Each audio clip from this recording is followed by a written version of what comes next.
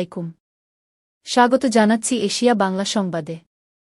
গত বছর জুলাই-আগস্টে গণ-অভ্যুত্থানকালীন মানবতাবিরোধী অপরাধের দায়ে আন্তর্জাতিক অপরাধ ট্রাইব্যুনাল ক্ষমতাচ্যুত প্রধানমন্ত্রী শেখ হাসিনা ও সাবেক স্বরাষ্ট্রমন্ত্রী আসাদুজ্জামান খান কামালকে মৃত্যুদণ্ড দিয়েছে। We have decided to inflict her with only one sentence, that is sentence of death.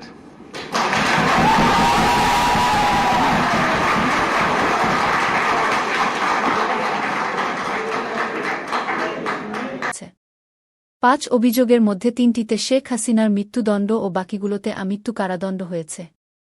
উল্লেখ্য, ২০১০ সালে শেখ হাসিনা নিজেই এই ট্রাইব্যুনাল গঠন করেছিলেন। বর্তমানে শেখ হাসিন ও কামাল ভারতে পলাতক আছেন। প্রায় 450 পৃষ্ঠার রায় ঘোষণা চলাকালে আদালত ছিল কানায় কানায় পূর্ণ।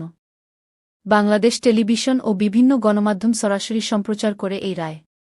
ট্রাইব্যুনালের ৩ বিচারপতি প্রায় ৩.৫ ঘণ্টা ধরে রায় ঘোষণা করেন। নিহতদের স্বজনরা রায় শুনে কান্নায় ভেঙে পড়েন এবং পরে সন্তুষ্টি প্রকাশ করেন।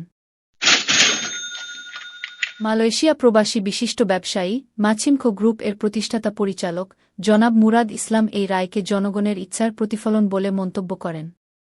তবে রায় বাস্তবায়ন ও পূর্ববর্তী সরকারের অন্যান্য অপরাধের বিচার সম্পন্ন করাকে গুরুত্বপূর্ণ মনে করেন।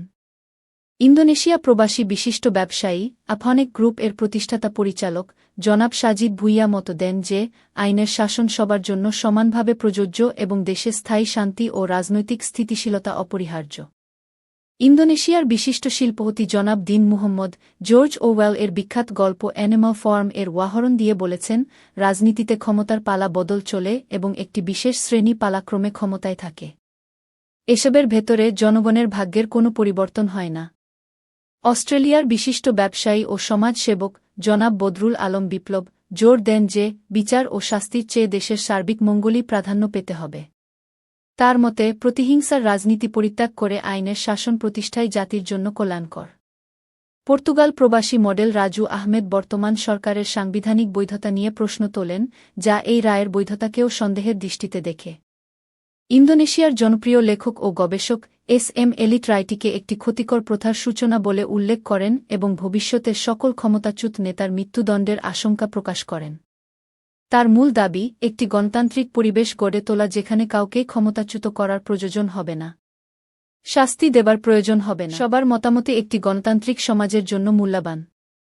আসুন আমরা সবাই মিলে দেশে একটি স্থিতিশীল ও ন্যায়ভিত্তিক রাজনৈতিক পরিবেশ গড়ে তুলতে সহযোগিতা করি।